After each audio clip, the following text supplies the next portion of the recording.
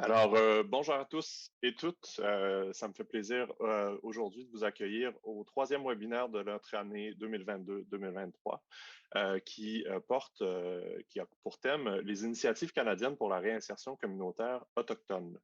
Je m'appelle Frédéric Armstrong, je suis co-titulaire à la recherche de la chaire UNESCO de recherche appliquée pour l'éducation en prison et on a le plaisir aujourd'hui d'accueillir avec nous deux éminents spécialistes des questions qui nous occupent aujourd'hui en Mylène Jacou, qui est professeur titulaire à l'école de criminologie et chercheur associé au Centre de droit public de l'Université de Montréal, ainsi que Justin Tetreault, professeur adjoint de sociologie et d'études autochtones, d'études sur le droit et la criminalité et la justice à l'Université de l'Alberta au campus Augustana, et qui a aussi été membre du Prison Project de l'Université de l'Alberta.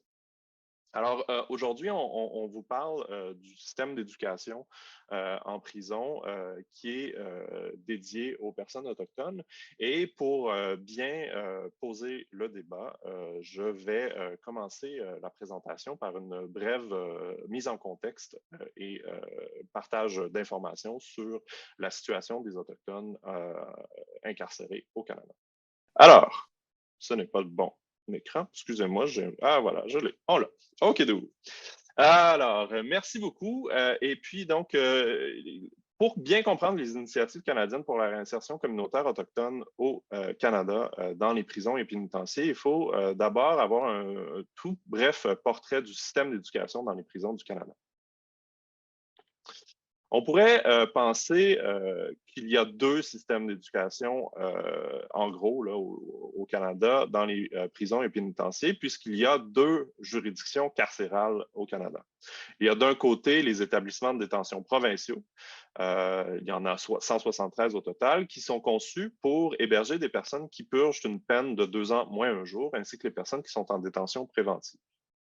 Il y a aussi les pénitenciers fédéraux qui sont conçus pour héberger les personnes qui purgent une peine de 2 ans et plus. Et donc, on pourrait penser, comme je l'ai dit, qu'il y a deux systèmes d'éducation, mais en fait, il n'y en a pas deux, il y en a plutôt 13 systèmes. Pourquoi 13? Tout simplement parce que chaque province et territoire sont responsables de l'éducation sur leur territoire, y compris dans les prisons et les pénitenciers, ce qui suppose donc qu'il y a plutôt 13 systèmes d'éducation.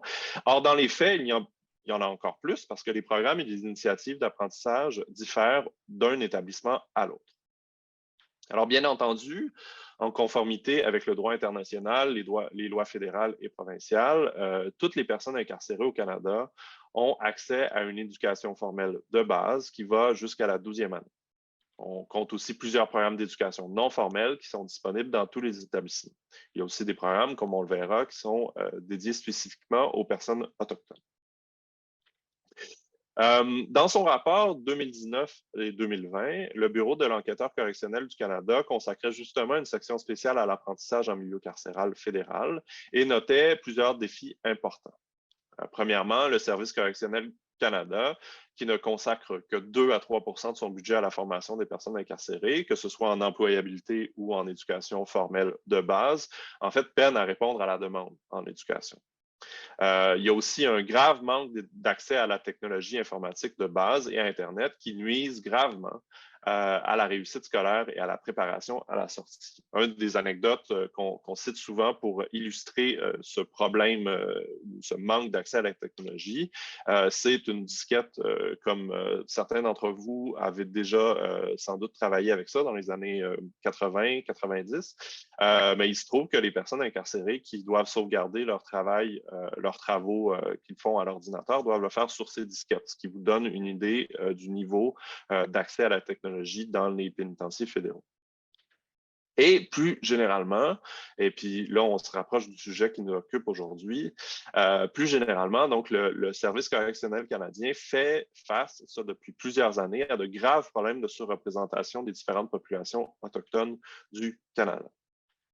En effet, alors qu'ils représentent environ seulement 5 de la population générale canadienne, les personnes d'origine autochtone constituent depuis 2020 30 de la population carcérale. Les femmes autochtones constituent quant à elles près de 50 des personnes incarcérées sous juridiction fédérale. Ces faits sont à peu près sont similaires lorsqu'on regarde au niveau provincial aussi.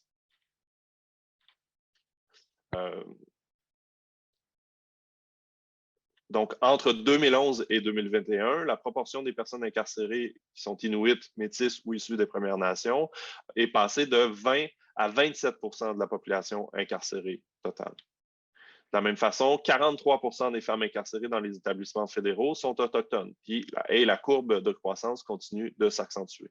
Ça, c'était en 2021. Donc, en 2022, on était à 50 Donc, on voit vraiment que les courbes sont ascendantes et qu'elles sont très à pic. Plus récemment, le 9 février 2023, la commissaire Anne Kelly annonçait au comité permanent des comptes publics du gouvernement du Canada que les délinquants autochtones avaient représenté 35 des nouvelles admissions au SCC en 2022. Alors, que je le rappelle, ils ne représentent que 5 de la population. Selon un article qui a été publié en 2000, je ne me souviens plus des détails, mais on verra. Selon cet article d'Owusu Bempa et de Wortley, la surreprésentation des Autochtones au Canada constitue un problème similaire à ce qui existe aux États-Unis pour la population afro-américaine. Souvent, on cite la surreprésentation des Afro-Américains dans le système carcéral états-unien comme un des problèmes les plus criants, mais lorsqu'on regarde les faits, on se rend compte que la situation des Autochtones du Canada est similaire, voire pire. En effet, aux États-Unis, en 2010, les Afro-Américains avaient un taux d'incarcération 6,7 fois plus élevé que les Caucasiens, alors qu'au Canada, au niveau fédéral, les Autochtones représentaient un taux d'incarcération 6,2 fois plus élevé que les Caucasiens. Les Autochtones aussi sont largement surreprésentés dans les données sur les infractions violentes et la victimisation. Donc, les Autochtones ont en général beaucoup plus de chances d'avoir été victimes d'un acte de violence, notamment les actes les plus violents.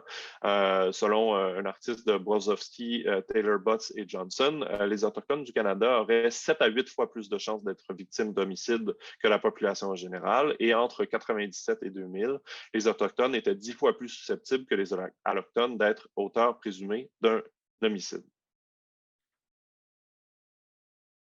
Il y a malheureusement quelque chose comme une relation de méfiance entre le service correctionnel canadien et les Autochtones. En effet, dans un contexte de rapport historique difficile entre le système carcéral canadien et la population autochtone, et d'un écart de réussite manifeste pour cette population dans la réduction des risques, débris de conditions et de sa réinsertion sociale, on voit que l'importance d'avoir des services qui sont culturellement adaptés, ou du moins qui prennent en considération la réalité des peuples autochtones, devient de plus en plus criante. Et en 2020, le Service correctionnel canadien reconnaissait justement l'existence de quelque chose comme un racisme systémique dans son mode de fonctionnement, ce qui mettait de l'avant, et donc le SCC, pour répondre à cette situation, mettait de l'avant un cadre d'action qui comprenait de la formation pour contrer ces obstacles systémiques justement au sein de son organisation. Il souhaitait ainsi adapter les services offerts aux personnes issues de minorités visibles et mobiliser et sensibiliser les intervenants externes à ces enjeux. Et le plan prévoyait notamment un ensemble de services pour s'adapter aux attitudes, pour favoriser la réinsertion sociale des personnes autochtones. Il y a dans cette stratégie l'implantation d'un modèle de programme correctionnel intégré pour les délinquants autochtones connu sous le nom du MPCIA, qui est en principe adapté aux besoins particuliers des Autochtones. Ces programmes incluent des cérémonies hebdomadaires, de la documentation adaptée à la culture autochtone et de la participation des aînés dans le processus dans le plan correctionnel des personnes autochtones incarcérées. Les programmes sont offerts dans des cercles de discussion qui prennent en compte les antécédents sociaux, comme le choc culturel de l'incarcération, l'expérience des pensionnats, ainsi que la désorganisation sociale des communautés. L'objectif de ces programmes, c'est que les délinquants autochtones renouent avec leur culture et intègrent des comportements prosociaux en conformité aux attentes traditionnelles. Tous les délinquants autochtones qui ont un risque modéré à élevé de récidive doivent suivre le MPCIA. Et on doit noter aussi que les délinquants non autochtones qui ont adopté pour elles-mêmes les traditions culturelles autochtones peuvent suivre ces programmes. On retrouve aussi un programme correctionnel intégré pour les Inuits. Le programme est sensiblement le même que le MPCIA pour les délinquants de sexe masculin et propose une approche globale et intégrée avec des aînés, ainsi que quelques différences, notamment d'être adapté à la culture inuit, de reconnaître la particularité de l'expérience inuit et d'offrir des cérémonies qui sont culturellement adaptées à la culture inuit. Les programmes prennent aussi en compte les mêmes antécédents sociaux cités précédemment. Et ces programmes sont modulés en intensité en fonction du type de délit, qu'il soit sexuel ou non, et selon le risque de récidive, qu'il soit modéré ou élevé. Donc, le nombre de séances et le type d'encadrement va différer selon le profil de la personne qui y est soumise. Et tous les délinquants inuits qui ont un risque modéré à élevé doivent participer au PCI. On a l'oral local. Et donc, ensemble, ce qu'on voit, c'est que tous les services correctionnels offerts aux personnes autochtones devraient, en principe, refléter leur culture ou leur réalité socioculturelle. C'est pour ça qu'on parle ici d'autochtonisation ou d'indigénisation des services, ce qui est en principe une bonne pratique. Du moins, c'est ce que l'on croit. Cependant, plusieurs, dont le Bureau d'enquêteurs correctionnels lui-même, sont très sceptiques quant à la capacité réelle du SCC de répondre aux besoins des Autochtones incarcérés. Il y a même certaines personnes qui pensent que le système carcéral canadien n'est ni plus ni moins qu'une extension du régime colonial canadien. Et l'indigénisation des programmes ne serait ni plus ni moins qu'un projet colonial. Et on va voir que Justin Tétrault montre que ces programmes sont appréciés par les Autochtones incarcérés, ce qui nuance sans doute un peu l'espèce de scepticisme ambiant par rapport à ces programmes.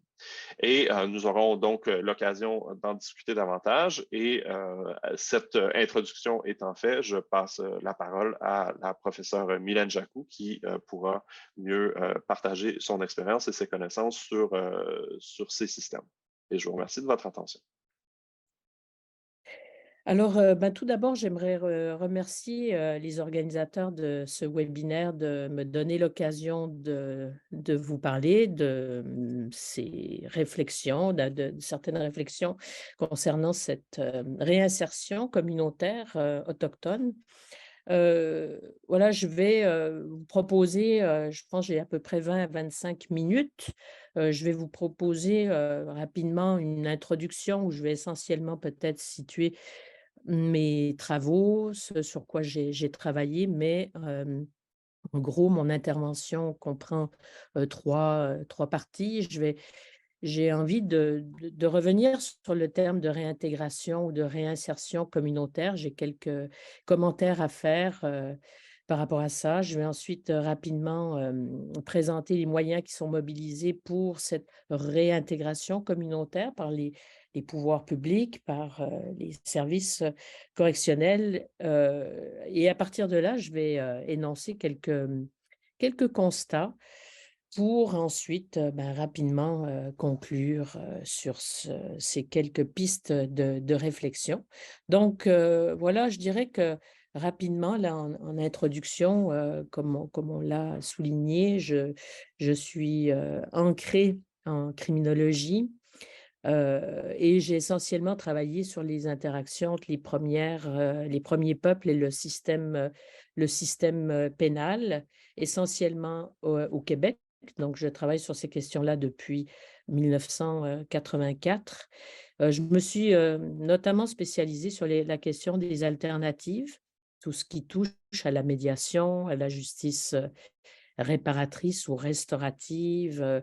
Et je me définis plus comme une spécialiste en criminologie, mais qui est plutôt une généraliste des questions qui touchent l'interface entre autochtones et système pénal.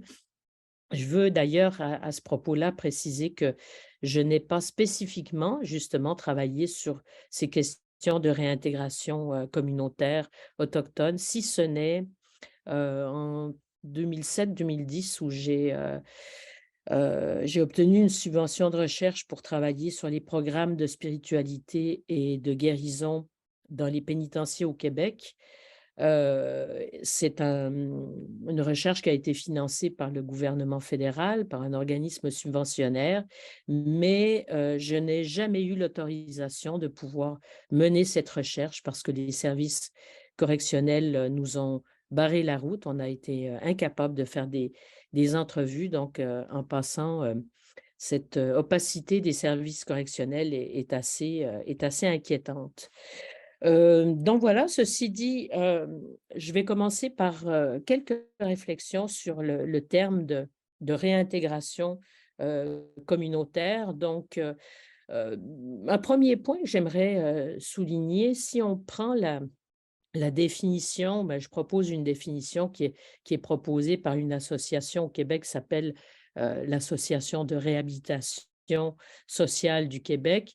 Voilà ce qu'il propose, définit la réintégration socio-communautaire comme un processus d'adaptation individualisé, multidimensionnel et à long terme qui n'est achevé que lorsque la personne réintégrée participe à l'ensemble de la vie de la société, de la communauté où elle évolue et qu'elle a développé un sentiment d'appartenance à leur égard.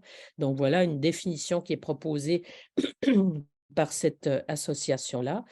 Alors, à partir de là, on peut se poser la question, dans quelle mesure le terme de réintégration communautaire est-il vraiment approprié quand on applique finalement ce terme-là à des nations, à des communautés qui structurellement et historiquement ont été marginalisées par le processus de colonisation et ses effets. D'ailleurs, colonisation et effets qui sont toujours actuels et présents, même si on est peut-être entré dans une phase où on essaie d'en sortir, mais moi je pense qu'on est encore beaucoup dans cette colonisation. Donc voilà la question qu'on peut se poser. Est-ce que à ce moment-là, quand on travaille à partir, bah, notamment des services correctionnels, à une réintégration communautaire, compte tenu de cette condition structurelle, est-ce qu'on n'est pas en train de dire qu'on réintègre des individus à une marge sociale? Donc voilà, moi, ce serait déjà mon premier point et je me demande à ce moment-là si ce ne serait pas plus approprié, plutôt que de parler de réintégration communautaire, de parler de reconstruction des personnes, tout au moins, plutôt que de réintégration communautaire. Le deuxième point que j'aimerais souligner par rapport à ça, c'est aussi de se rendre compte que quand on parle de marginalisation, il y a effectivement divers niveaux et je parlerais même de cumul de marginalisation parce que il ne faut pas oublier que les communautés autochtones elles-mêmes produisent de l'exclusion sociale. On peut penser notamment aux femmes, les femmes victimisées qui sont souvent ostracisées, exclues à l'intérieur des sociétés, des communautés qui doivent parfois quitter la communauté. Il y a de plus en plus un phénomène d'itinérance, même au sein des communautés autochtones, donc pas juste dans les milieux urbains. Il y a une certaine stigmatisation aussi des personnes contrevenantes. Il y a même des demandes de bannissement de plus en plus fréquentes de la part des conseils de bande, demandes de bannissement d'ailleurs qui sont revendiquées sur la base de pratiques traditionnelles de résolution de conflits. Donc voilà, je voulais dans ce deuxième point, faire état de cet aspect-là parce que c'est un défi pour la réintégration communautaire, ces niveaux et ce cumul de marginalisation. Donc, la réintégration communautaire, elle est complexe et je dirais qu'il ne faut pas tenir pour acquis que la communauté est un espace naturel de réintégration. Donc voilà, c'était mon deuxième point que je voulais mentionner par rapport à ça, donc une certaine complexité en raison de ce niveau et ces niveaux et cumul de marginalisation. Mon troisième point, c'est sur la notion de communautaire. Bon, qu'est-ce qu'on veut dire par communautaire. Je ne veux pas rentrer ici dans les débats, mais il y a des débats sur le sens à donner à c'est pas nécessairement très évident de définir la notion de communauté. Et en plus, eh ben voilà, là, il faut distinguer, à mon avis, parce que souvent, quand on parle de communauté, on a souvent tendance à parler des communautés autochtones, alors qu'il y a aussi beaucoup d'ailleurs d'ex-détenus autochtones qui retournent davantage en ville que dans les communautés. Donc, quand on parle de communauté, ce n'est pas nécessairement des communautés autochtones. Et puis mon dernier point sur cet aspect-là terminologique, pour moi, quand il est question de la réintégration communautaire, à mon avis, on a, 2 faces d'un même miroir ou 2 prismes, parce qu'à mon avis, on doit, considérer que la question de la réintégration communautaire signifie à la fois la thématique ou l'enjeu de réintégrer une communauté, mais il y a aussi, à travers ça, l'idée de mobiliser une communauté pour travailler à la réintégration communautaire. D'ailleurs, les services correctionnels, finalement, essaient de travailler sur ces deux prismes-là. Donc voilà pour mon premier point. Mon deuxième point, c'est très rapidement, j'aimerais, sans répéter ce que Frédéric a mentionné, présenter les moyens qui sont mobilisés pour cette réintégration communautaire.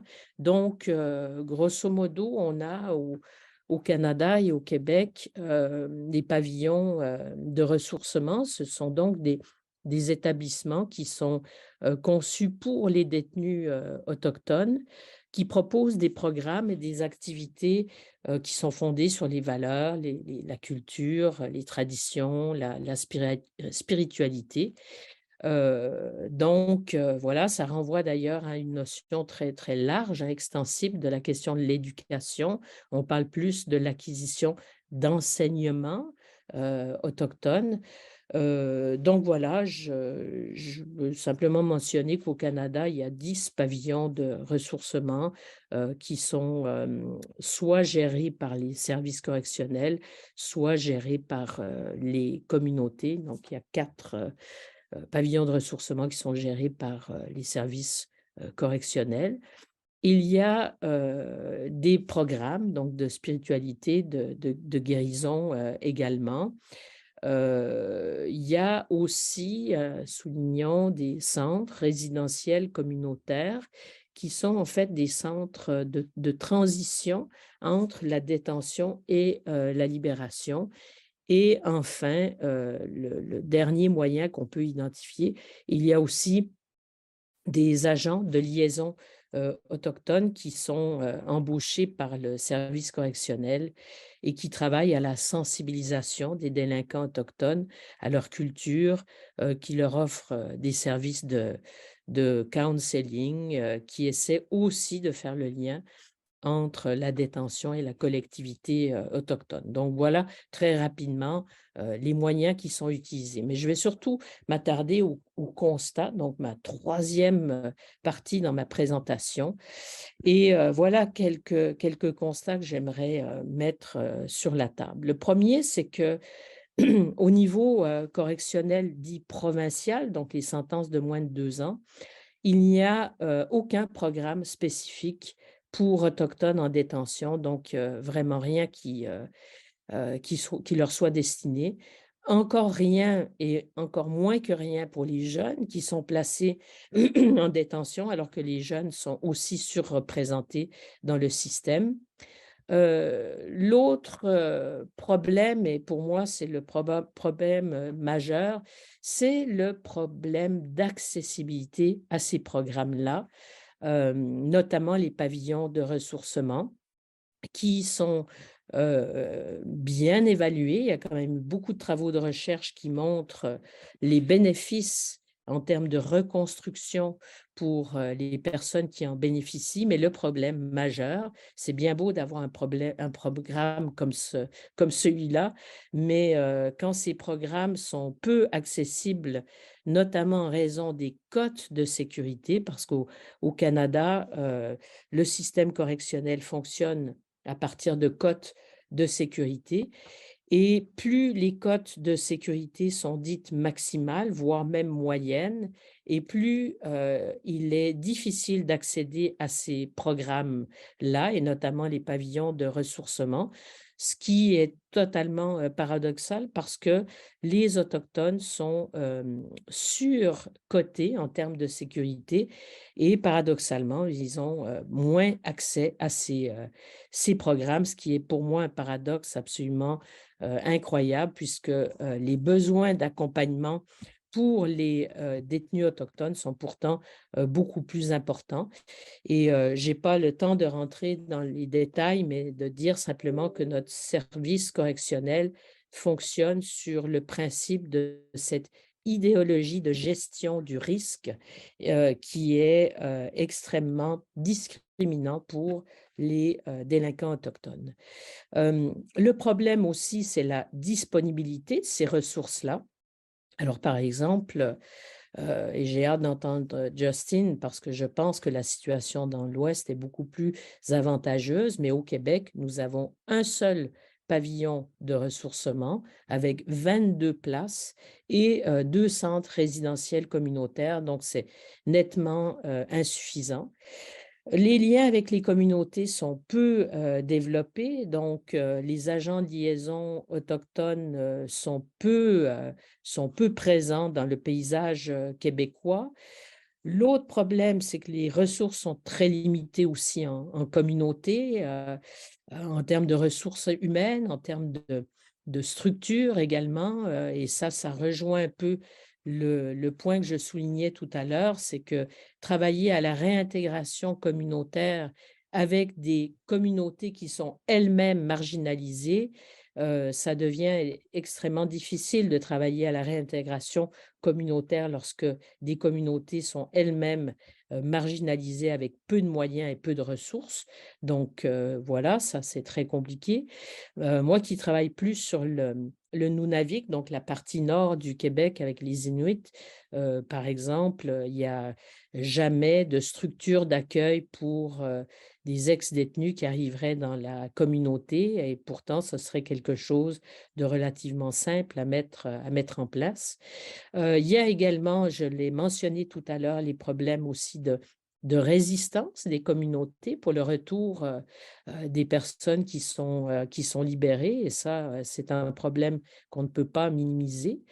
L'autre problème sur lequel moi j'ai un petit peu travaillé au Québec, c'est la standardisation des programmes de spiritualité et de guérison qui offre une vision très standardisée de la culture avec certains outils culturels qui correspondent pas nécessairement à la diversité culturelle qui existe.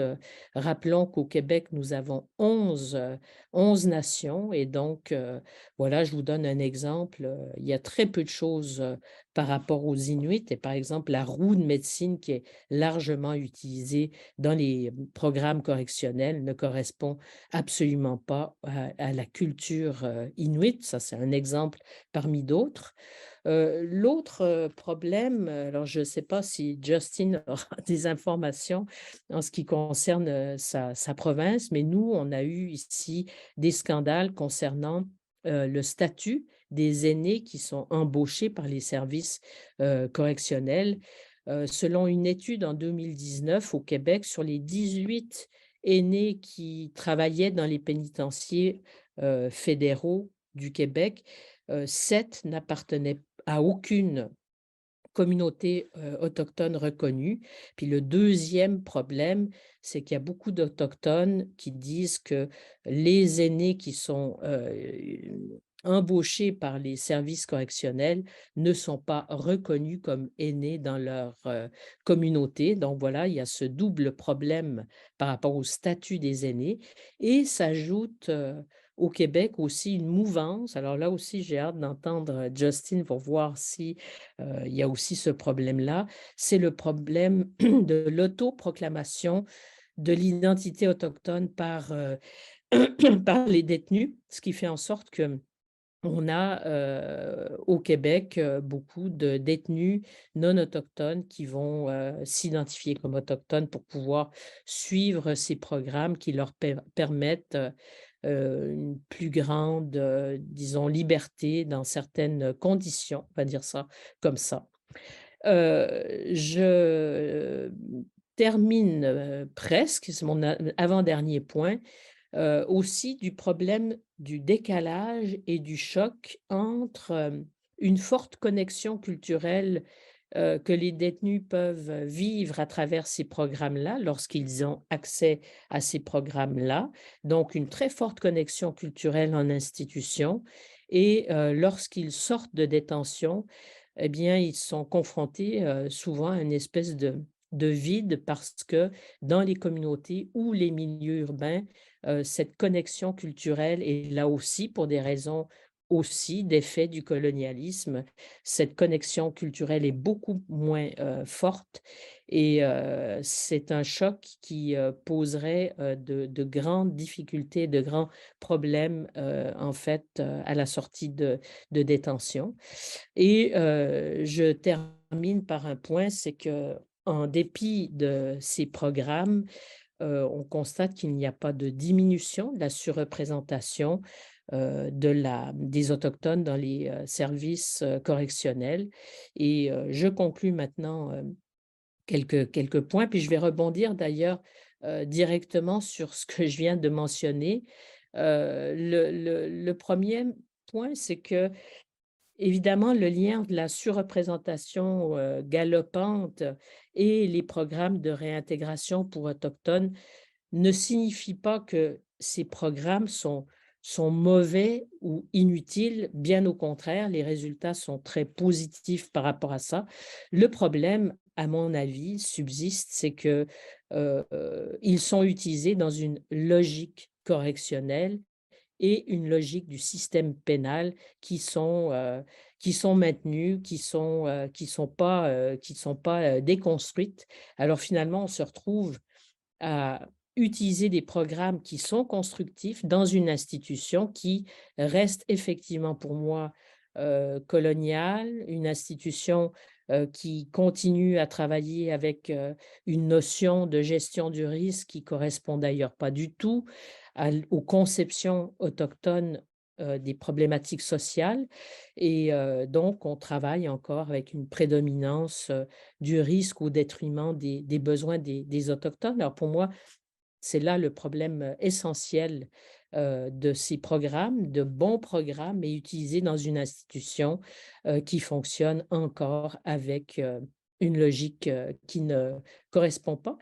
Alors c'est, aussi le fait que ces programmes, aussi positifs qu'ils soient, ne permettent pas d'éliminer le problème des effets qui participent de l'exclusion des personnes qui transitent par le système pénal.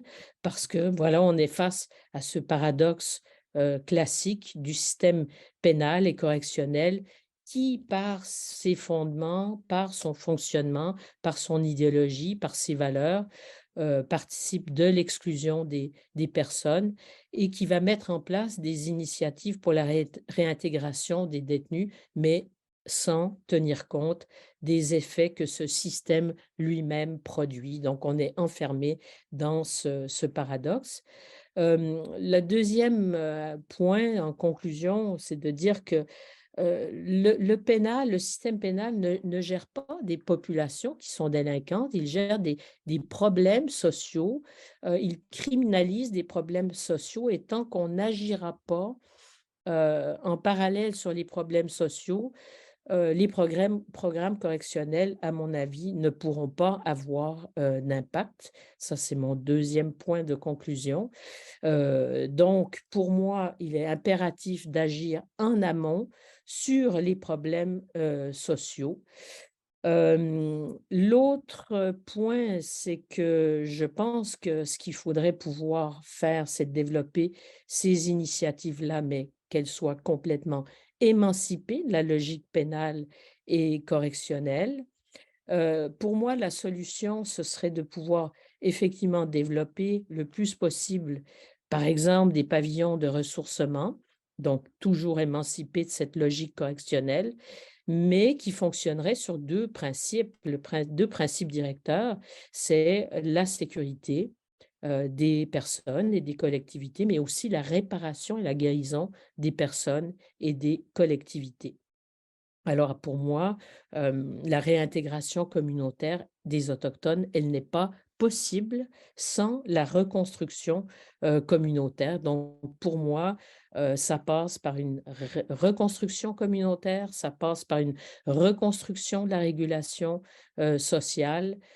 Donc voilà, ce serait de travailler le plus possible en amont. Donc pour moi, ce serait de passer par l'abolition, en fait, de la prison et de sa substitution, par des pavillons de ressourcement lorsque l'on ne peut, faire, autrement, lorsqu'il y a des impératifs notamment, de sécurité. Donc voilà, quelques éléments de réflexion sur cette, réintégration communautaire. Merci beaucoup, Mylène. Je passe sans plus tarder la parole à Justin Tetreault. Juste un petit note avant de passer la parole. Just before I give you the floor, Justin, I just want to remind everyone that they can pose or ask questions using the Q&R module by the Zoom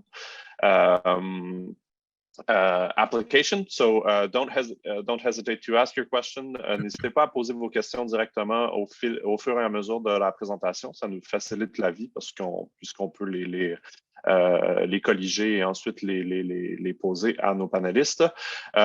So Justin, the floor is yours. Merci encore à Mylène et go ahead. Great. Thanks so much, Frederick.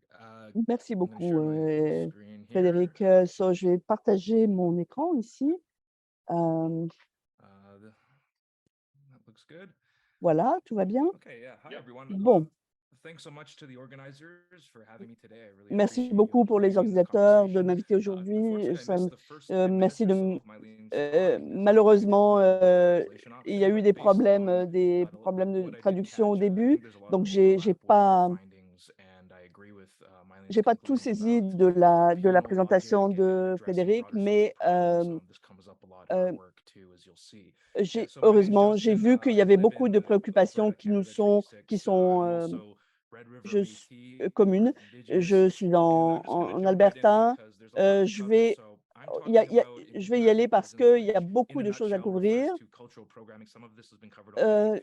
And Canada Donc, has on a been at the parlé de forefront programmes of culturels. developing these Le initiatives. Canada est However, vraiment Indigenous à presence l'avant-plan, is a à controversial l'avant-scène de practice, développer which ce I'll genre de discuss in a moment. de And really, programme. this talk is Mais il y a about des controverses what do Indigenous à ce peoples sujet. Donc, think about Indigenized qu'est-ce que programming, incarcerated Indigenous peoples think les about these peuples programs, autochtones and what are pensent the à implications of these de ces programs for programmes et community re-entry.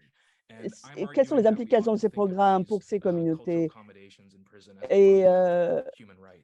Et je pense que So all je of vais the data affirmer I'm que c'est un covering droit comes from the fondamental University of Alberta de Prison Project, where I'm part of a bigger team. We d'intégrer cette visited 6 dimension au prisons so programme. far in Western Canada, Donc, where as of j'ai 2020, we had almost 600 interviewé incarcerated men and 587 women, with roughly hommes et femmes 40% of those people dans 4 identifying as Indigenous. prisons provinciales, Many participants also 2 listed on reserves fédérales, that have been une impacted by féminine, une residential masculine schools and the dans foster l'ouest du system. Canada.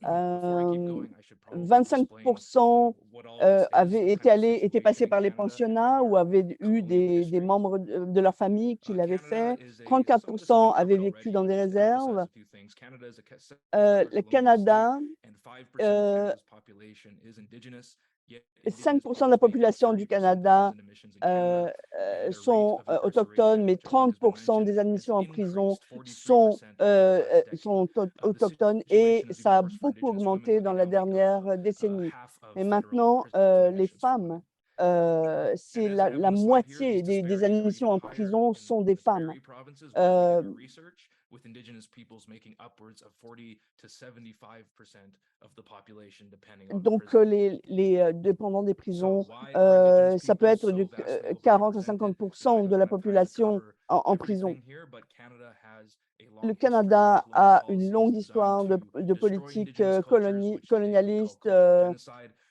de détruire la culture, ce qu'on appelle aujourd'hui un génocide culturel, mais je vais couvrir les principaux. Je suis sûre que vous avez entendu parler des réserves canadiennes où, au début, on réallouait, on déménageait les peuples autochtones dans ces réserves. C'était beaucoup fondé, en fait, on a aidé les artisans de l'apartheid à les mettre en place. La plupart des réserves sont en dessous de, je suis désolée, il parle trop vite, je ne peux pas tout traduire. Vous avez sûrement entendu parler des pensions, des pensionnats autochtones. On a découvert récemment des tombes de masse. On envoyait des enfants autochtones pour sortir l'autochtone, d'enlever leur culture et de les intégrer à la chrétienté. Il y a énormément d'enfants qui sont morts de mauvais traitements, d'abus sexuels, de mauvaise nourriture.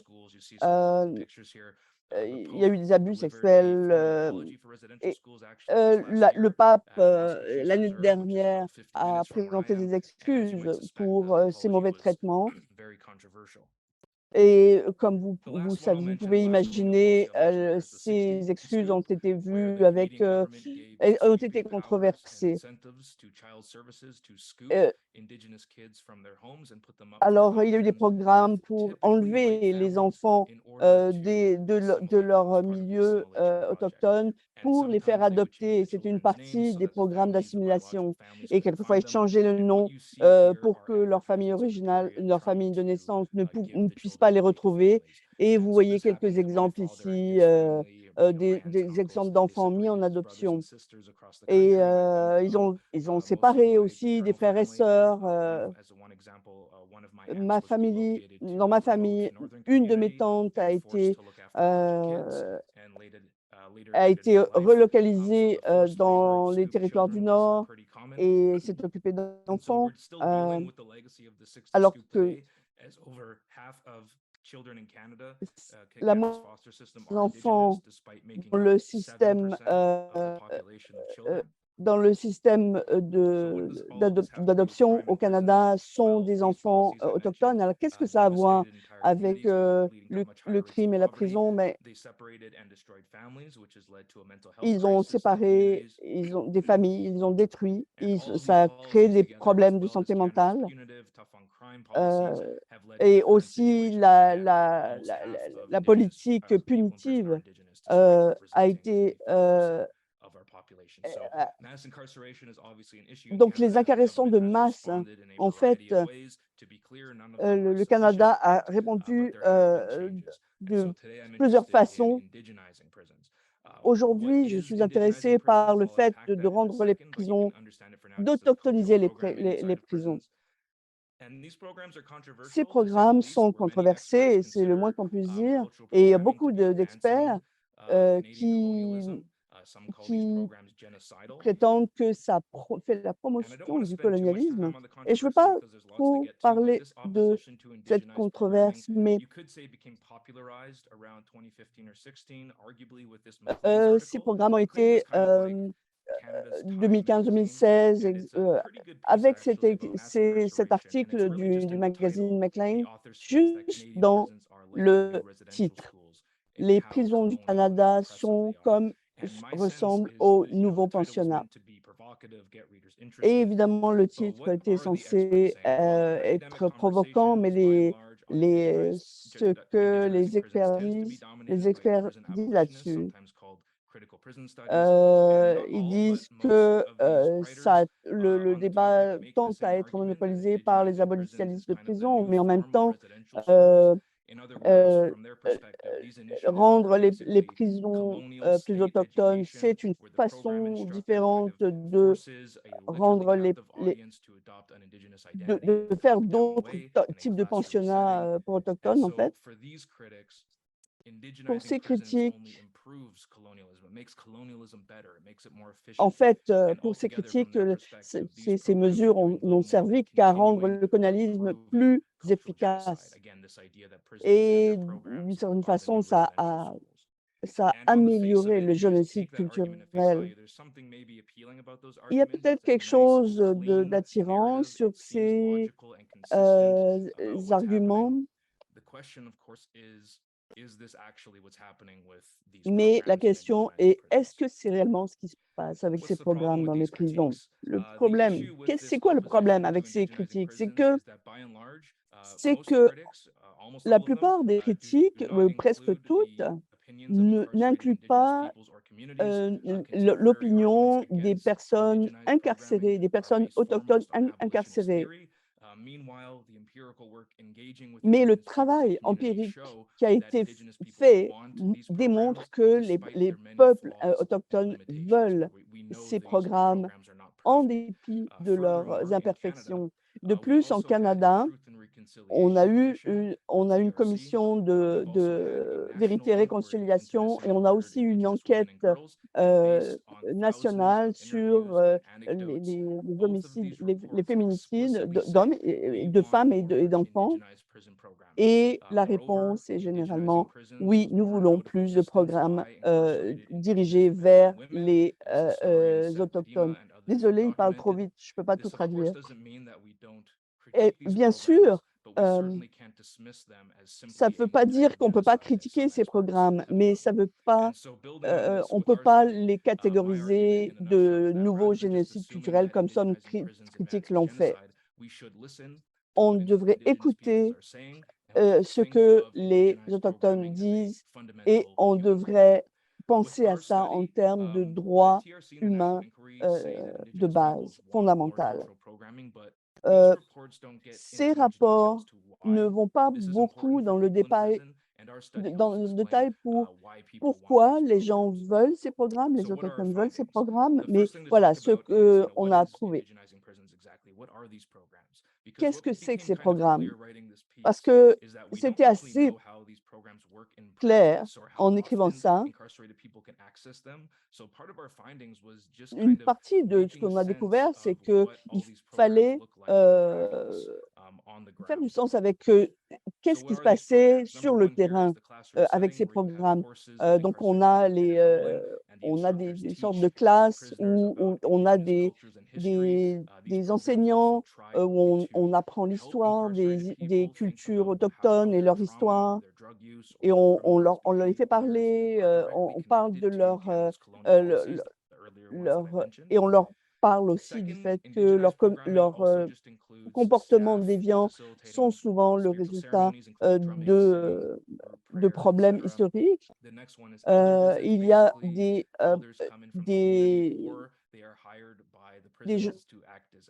une équipe qui facilite et encourage la spiritualité. On inclut des aînés et les comités dans la réadaptation. Et le dernier, c'est des pavillons de guérison. Donc, c'est plutôt pour les prisonniers à basse sécurité. Certaines de ces cellules sont gérées par des autochtones eux-mêmes.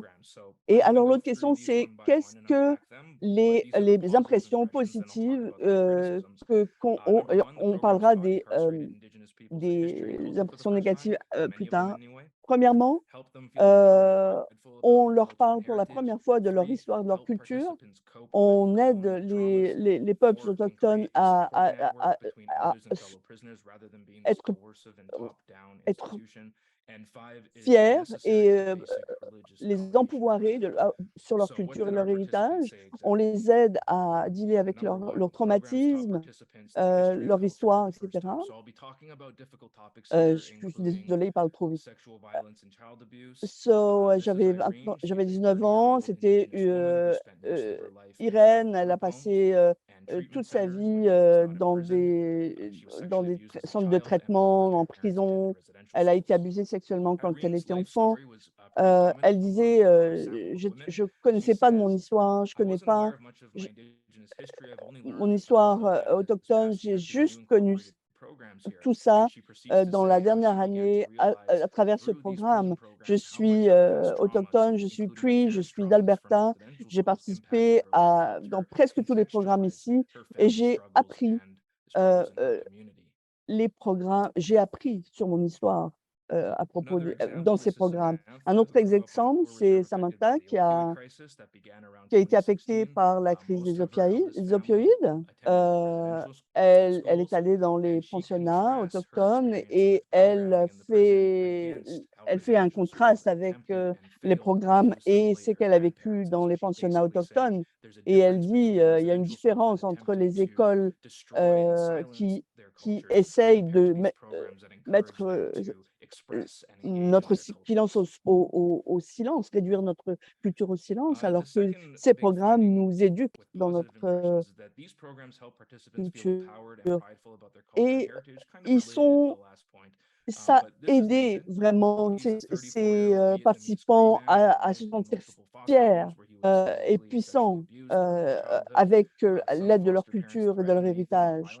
Un autre témoignage, c'est que on lui a dit que ses parents adoptifs lui ont dit que j'étais à moitié italien ou espagnol, n'importe quoi sauf autochtone. J'ai détesté m'identifier comme autochtone à cause du traumatisme que j'avais vécu dans mes plus jeunes années. Et c'est ça, c'est qu'ils ont été victimes ils ont été enlevés de leur famille.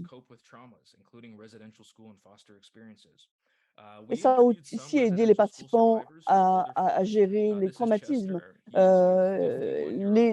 incluant les gens qui sont allés par les pensionnats autochtones et le système d'adoption.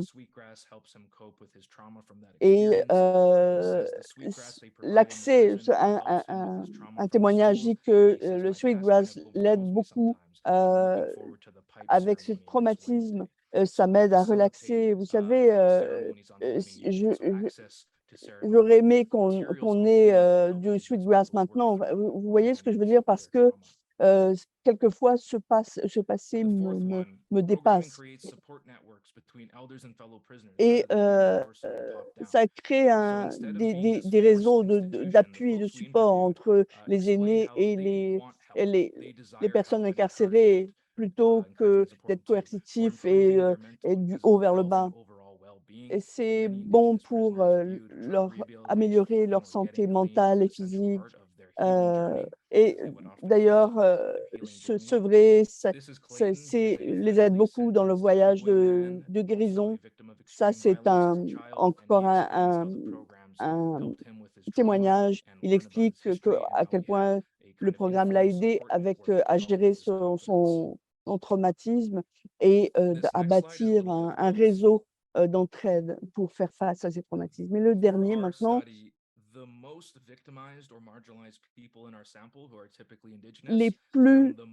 les exemples les plus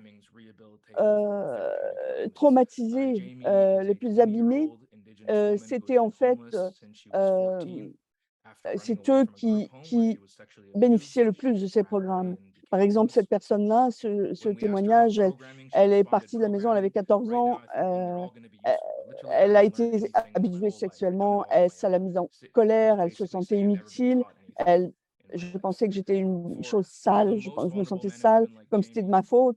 Donc beaucoup de personnes comme Jamie, le programme les aide à guérir ce sentiment d'importance de soi. Et quand elles sortent de prison, elles ont accès à ce système, ce réseau informel de support.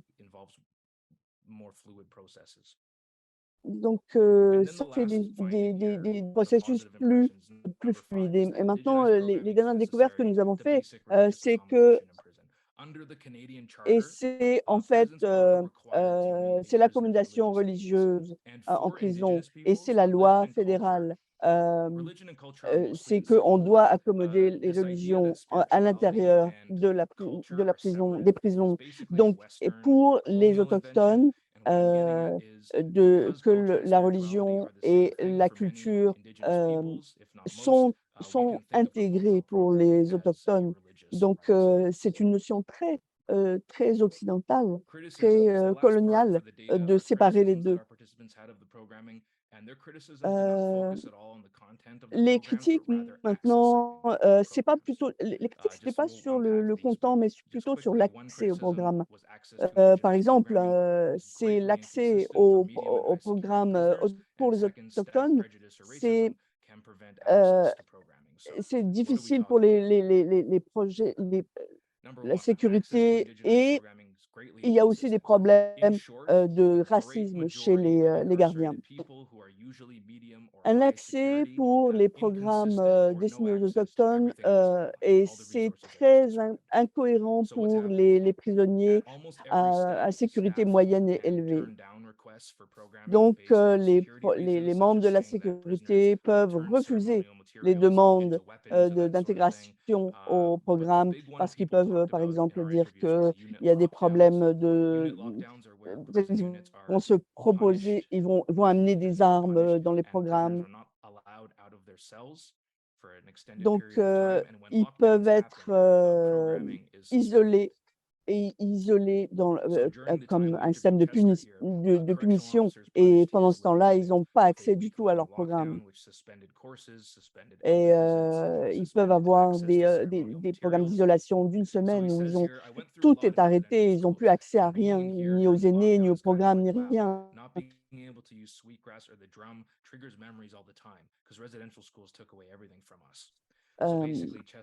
Et le problème, c'est que quand ils n'ont pas accès au matériel cérémonial, ça fait remonter les traumatismes de leur enfance.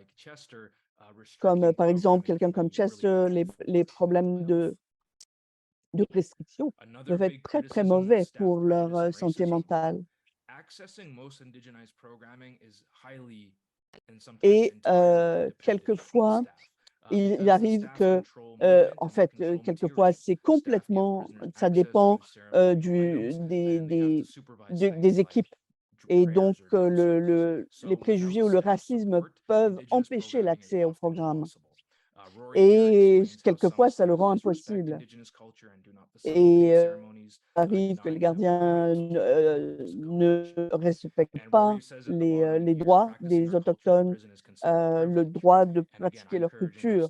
Ils pensent à ça en termes de privilèges, mais il faut rappeler que ça fait partie des droits fondamentaux, des droits humains fondamentaux, le droit à pratiquer sa religion. Autre critique qu'on a trouvée, c'est un autre découverte qu'on a fait, c'est que une des choses les plus tragiques, que beaucoup des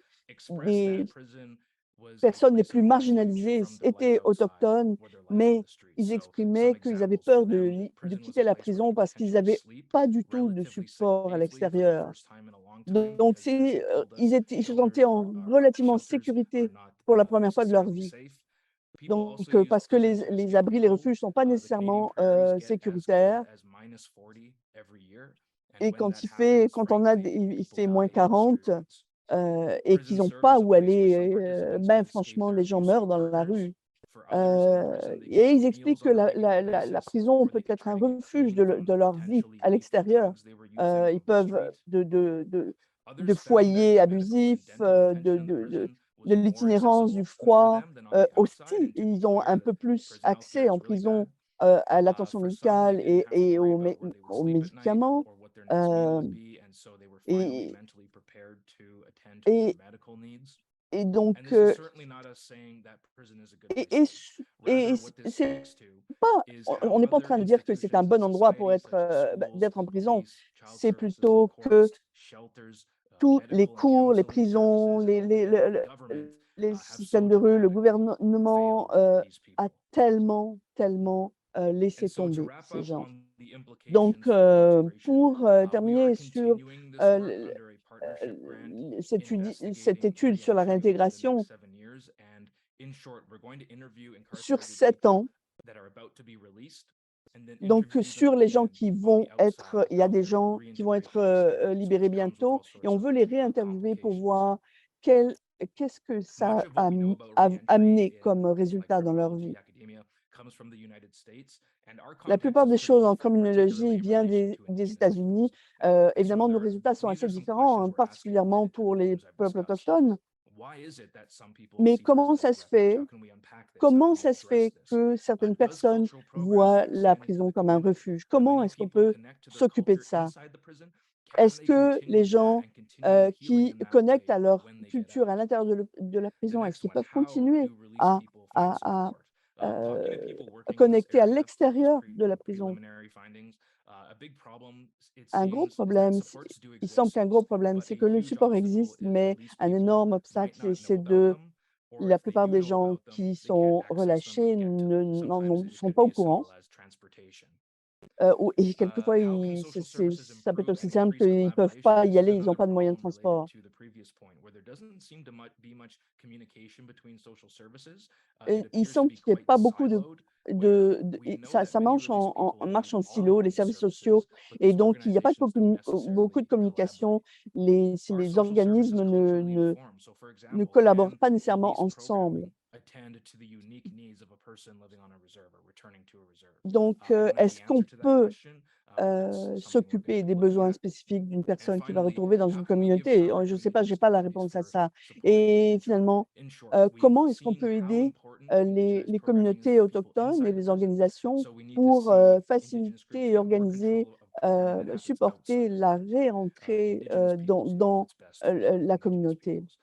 The final thing to emphasize again with our study is the unique Et, context of the et Canadian aussi, prairies, which les affects pretty prairies much canadiennes everything. aussi The first ont one un I contexte très mentioned, particulier we qui have ont un over impact sur à peu près 3,000 tout. reserves in On the a à peu country, près and a 3000 significant réserves portion dans of le our pays participants will be returning to those communities. To compare, the une USA bonne just partie has, de leurs des participants just over 300 retourneront reserves. dans So leur we have 10 communauté. times Alors, more of si them. on compare The next par one rapport aux is the États-Unis, les geography of États-Unis ont Canada. So Canada is 300, nous en avons massive, the 3000. second biggest landmass in the world. Et And c'est cities aussi, and le towns Canada est tend to très be grand pretty far apart, territoire. On a which will le pose challenges to us deuxième plus grand logistically. territoire au And monde. the weather, of Donc, course, is another sur thing le to plan discuss, logistique, c'est difficile where it gets -40 outside. d'organiser Our le findings could transport be quand il completely fait different moins for 40 people dehors, released mettons. in the winter months because of how Et, cold it gets here. notre And the population last est one, we are particulièrement à also going risque through a pendant drug l'hiver à poisoning cause crisis, de especially around notre hiver fentanyl and cirrus. meth, which affects marginalized Et people the aussi most le and meth, can lead to lethal overdoses. ça The drug mène trade is ça peut often mener à run des by gangs, overdoses. which are sometimes C'est part of souvent life in mené certain par des communities, gangs. where people's entire Euh, families can be involved. il peut y avoir des For familles our original entières dans les study, communautés qui for the sont pandemic, gang impliquées members were là-dedans. happy to be interviewed. We interviewed many of them. On a, Though we do pendant la anticipate a pandémie, much greater challenge ils for étaient studying contents gang d'être member interviewés. On a reintegration interviewé or beaucoup people de returning to monde. communities with high gang involvement. So there's lots more to say, and I can't Donc, cover il it y a all, but beaucoup de altogether, choses à indigenous dire. programming, to be Mais clear, les is programmes obviously not a solution spécifiques to aux all of these autochtones, issues that c'est I've pas bon. Il y a pas, identified. It's not a solution ce ne to sont mass pas des solutions incarceration. pour We should tous les problèmes continue qu'on a vus. Ça n'est critiquing these pas une programs. solution However, aux, we can't just aux dismiss them incarcérations de completely. masse, mais And if it's not clear, on we peut don't pas, just stop at cultural programming. These programs are a very, very on small part ne of a bigger s'arrête picture, pas and when au led by programme indigenous peoples, can have the autochtone. potential for realizing and developing more Ces radical programmes changes, such as peuvent safe être le decarceration, démarrage safe release, which should always be our changements priority. And again, indigenized significatifs, programs are a notamment fundamental de human right changements that should individuels. extend into Et reintegration. n'oubliez pas So I hope aussi que this talk has helped show ce how sont des indigenous droits humains programs are fondamentaux flawed. et They can qu'ils help devraient être people, intégrés and right now we need to give indigenous quand peoples les more personnes power over sortent de these prison. initiatives, because as I hope I've shown just how important cultural programming is for helping people to heal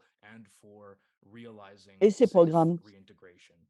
So I'll leave it at sont that, and thanks so much everyone pour for listening. réintégrer de façon sécuritaire les communautés. All right. Thank you so much, et Justin, for a very interesting and very Merci beaucoup, Jacinthe, pour cette présentation. Je pense qu'il y a beaucoup de gens qui ont apprécié ces visuels que vous avez présentés. Donc, je vais poser une question. I'll pose it in English, just so Justin understands. Alors, je vais poser une question en français, en anglais, pour que Justin comprenne bien. Juste pour clarifier un peu sur les nombres et les données. Un membre de l'audience a demandé une bonne question, à mon avis, sur la relation entre l'identification individuelle et le problème de la surreprésentation. Est-ce qu'on voit des chiffres qui montrent que les personnes qui s'auto-identifient dans ces chiffres qu'on a donnés, est-ce qu'ils sont représentés? Sorry, is this for both of us? It's for both. Oui, c'est pour les deux. Donc, Milan, tu pourrais aussi intervenir sur cette question-là. So, Milan, you could also I intervene in guess this. I'll go first since I'm talking. So for our study, Pour notre étude, used nous avons utilisé l'auto-identification. On ne pouvait pas faire autrement, mais c'est une grosse controverse. Je ne sais pas si cette personne est canadienne ou pas. L'auto-identification, c'est un gros problème dans notre pays.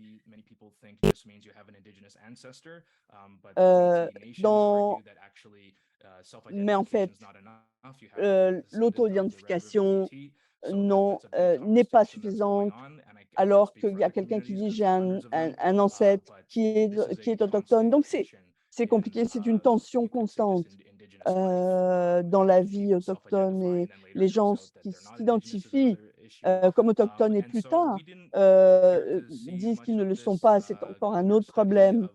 Donc, dans notre étude, je ne sais pas, les gens qui ne sont pas autochtones et qui se sont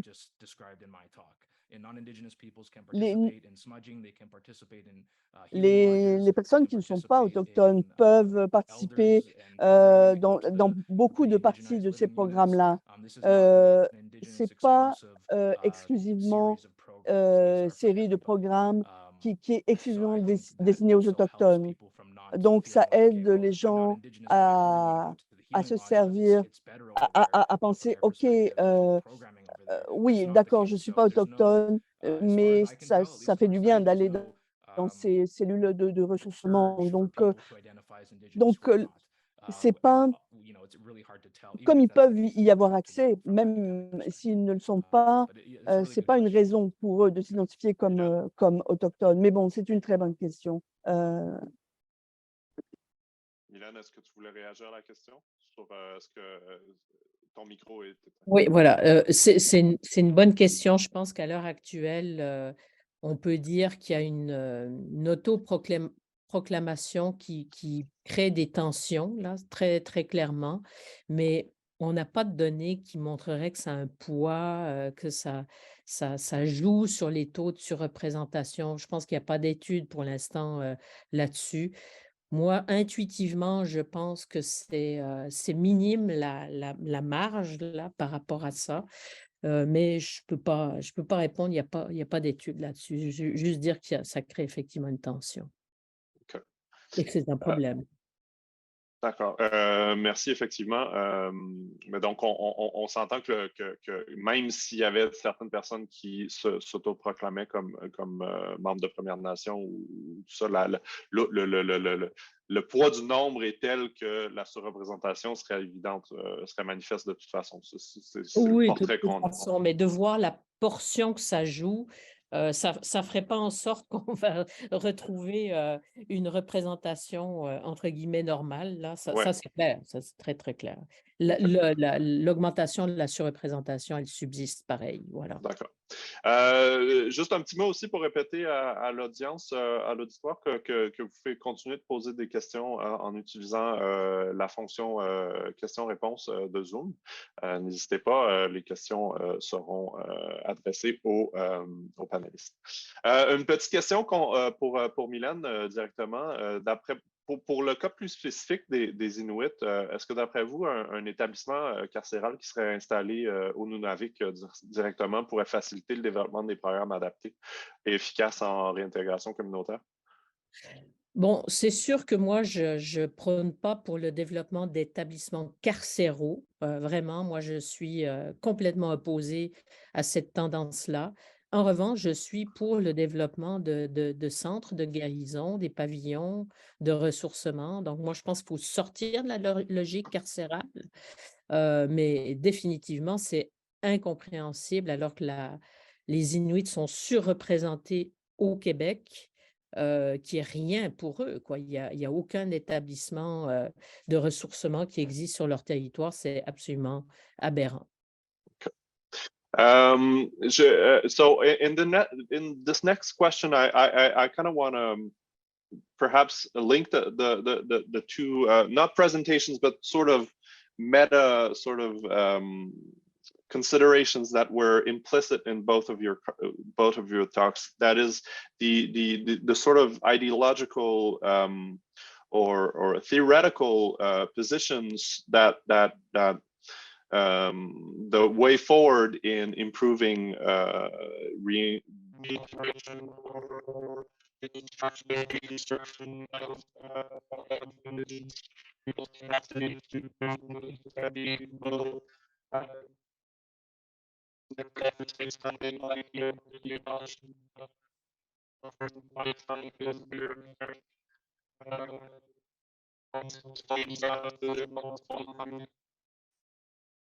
I'm sorry if I don't know if it's just on my end, but I couldn't understand what you were saying for some Okay, technical so issue. it's on the okay.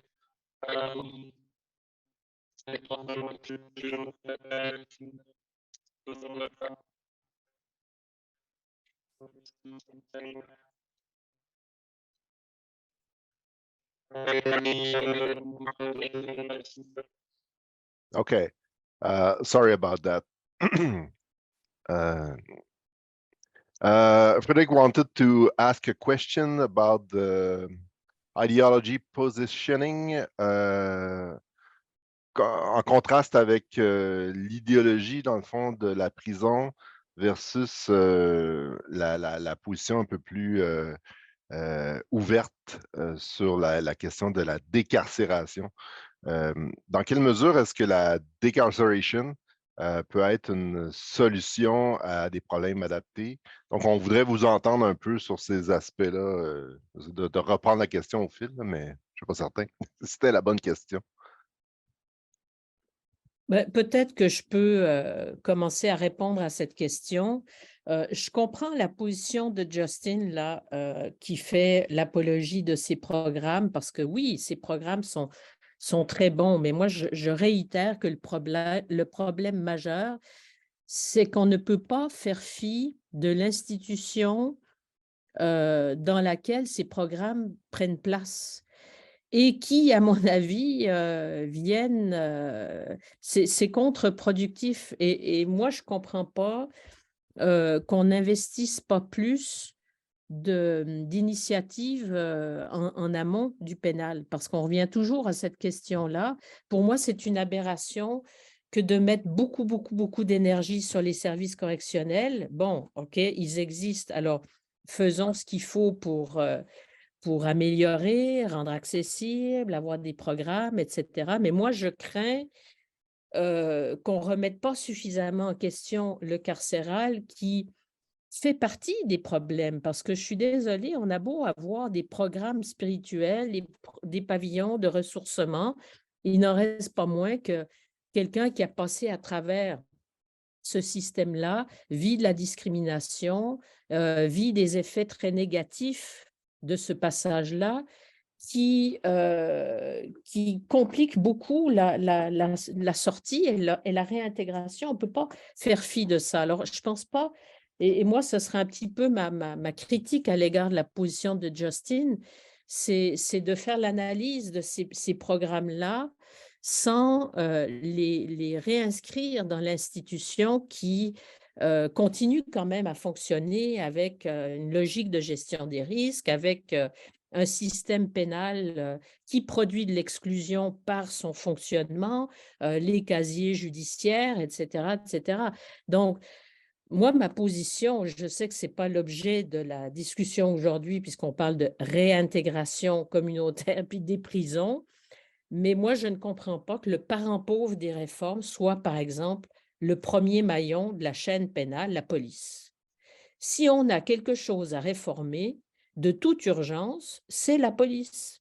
Et la police, c'est l'institution sur laquelle il y a le moins de réformes. Tout ce qu'on fait, c'est d'essayer de voir comment on peut solutionner le sous-financement. Et pour moi, c'est complètement illogique d'avoir des tribunaux au Canada qui se sont transformés de façon extrêmement intéressante, avec notamment les rapports Gladue, qui cherchent à justement, précisément, inviter les juges, les obliger à essayer de trouver des alternatives plutôt que l'incarcération, ce qui veut quand même dire que les Gladue, en même temps, signifie qu'on est très, très, très au courant des effets négatifs de l'incarcération, puisqu'on a même ces Gladue qui disent aux juges, essayez d'éviter l'incarcération quand on a des détenus autochtones. Donc, on a des réformes extraordinaires au niveau de la judiciaire.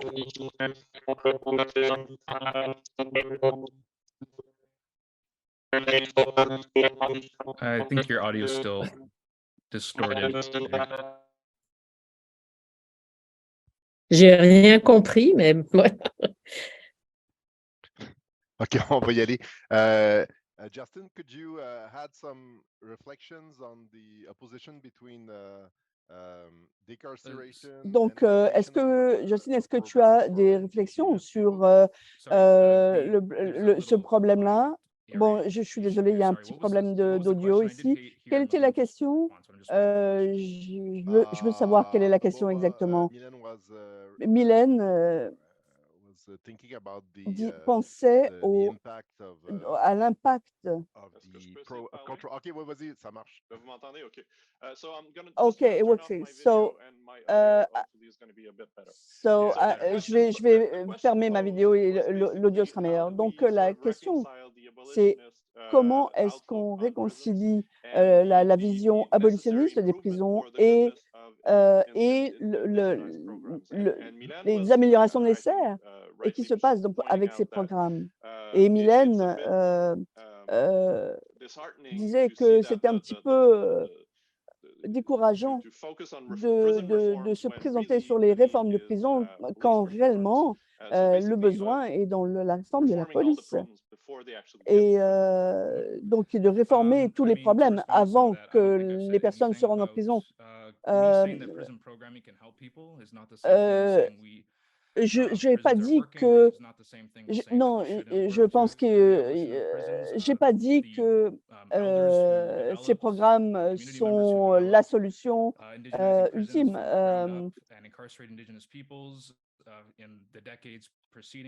Et dans la dernière décennie, il y a des abolitionnistes qui sont complètement contre la prison, mais il y a aussi des gens qui travaillent en même temps, qui travaillent à améliorer la vie à l'intérieur des prisons. Cet aîné qui travaillait à l'intérieur des prisons travaillait. Il reconnaissait en même temps, il trouvait que c'était une horreur, c'était l'enfer, c'était colonialiste, etc. Mais en même temps, il reconnaissait l'importance de travailler sur l'amélioration des prisons. Donc, je devais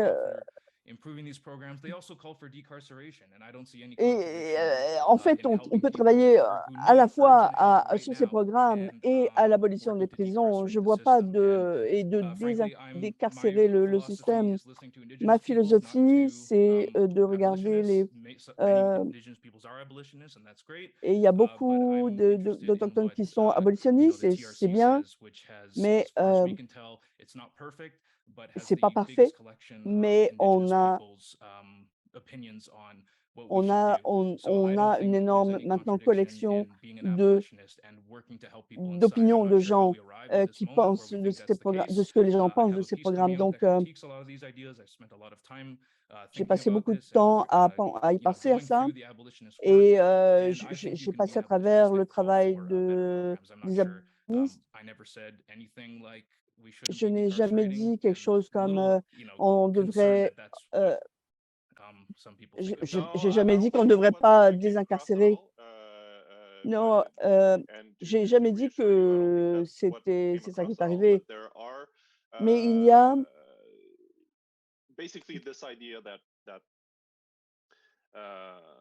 cette idée que, en fait,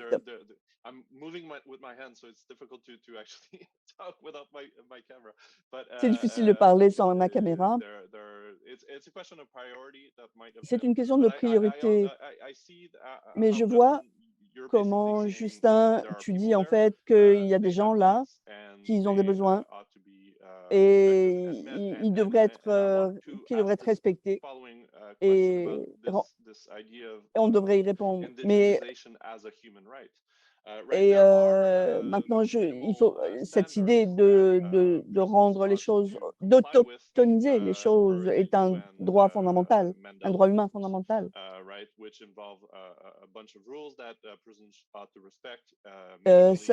Et il y a un ensemble de règles que les prisons devraient respecter, notamment de respecter les droits fondamentaux, humains fondamentaux des personnes incarcérées.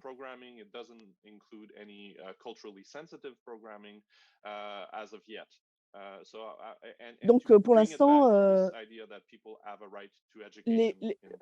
faut revenir à l'idée que les gens ont droit à l'éducation en prison. Alors maintenant, en fait, il y a un argument pour adapter tout programme ou tous les programmes aux personnes qui s'identifient comme personnes autochtones et en fait respecter leurs droits fondamentaux humains à l'éducation, etc. Donc, est-ce qu'on devrait changer le curriculum pour améliorer les autochtones qui sont incarcérés? Mylène, would you? Est-ce que mon son est toujours mauvais? C'est mieux, c'est mieux. En gros, je me posais la question parce que Justin suggère qu'il y aurait quelque chose comme un droit humain à avoir des programmes adaptés à sa culture, notamment la culture autochtone. Mais ce n'est pas le cas pour l'instant. En tout cas, dans les chartes officielles, il n'y a pas de droit spécifique à avoir des services culturellement adaptés. Qu'est-ce que vous pensez de cela? Et deux, est-ce que si on l'amène en lien avec l'éducation plus formelle, est-ce que les personnes autochtones en contexte carcéral auraient droit à un curriculum adapté à leur culture? Bon, moi, c'est sûr que je me situe dans une perspective peut-être critique et radicale, mais je pense… Oui? Il faut juste faire vite parce qu'il nous reste très peu de temps, désolé. Oui, OK. Ben, simplement dire que je pense qu'il faut sortir de la logique de l'adaptation. On n'est plus dans la question de l'adaptation, mais le plan, c'est d'aller vers de l'autodétermination et à partir de là, ben, les Autochtones eux-mêmes, c'est plutôt le droit à l'autodétermination sur lequel on devrait se pencher, plutôt OK. que le droit D'accord, à ça, l'adaptation. effectivement, je pense que s'il y avait effectivement peut-être un désaccord entre vous, le droit à l'autodétermination semble être absolument un atome crochu. Justin, did you want to react to this? The idea of adapting curriculums and formal education for Indigenous people as a right. Okay, sorry, I'm just trying to follow the interpretation. Is the question, should we incorporate indigenization into official Et est-ce qu'on devrait inclure ça dans le curriculum? Non, je ramène ça à l'idée que l'éducation en prison est un droit. Et autant que je sache, les programmes culturels adaptés culturellement ne sont pas considérés comme un droit. Donc, est-ce qu'on devrait penser à adapter les curriculums d'une éducation formelle autochtone devrait être adressée? Je pense qu'en fait, c'est le droit à l'autodétermination est central ici, donner plus de pouvoir aux peuples autochtones. Et c'est ma conclusion, en fait, c'est donner aux peuples autochtones plus de pouvoir, plus d'autodétermination. Et donc, et on sait déjà, je ne peux pas parler de tous les peuples autochtones, mais on sait ce qu'ils veulent au Canada sur le travail empirique que nous avons fait. Comment on peut aider les peuples autochtones, on sait. Ça fait des recommandations et je pense que c'est ça qu'on doit écouter. Mon défi dans des discours là-dessus, tous les abolitionnistes, tous les autochtones ne vont pas dire ça, mais notre étude, ça existe depuis 2016, cette étude, et on parle aussi de la désintégration. Et une des choses, c'est sûr que l'autodétermination est une forme d'autodétermination. Les programmes sont aussi une forme d'autodétermination, à part de leur donner plus de ressources et de pouvoir. Merci Justin, merci Mylène.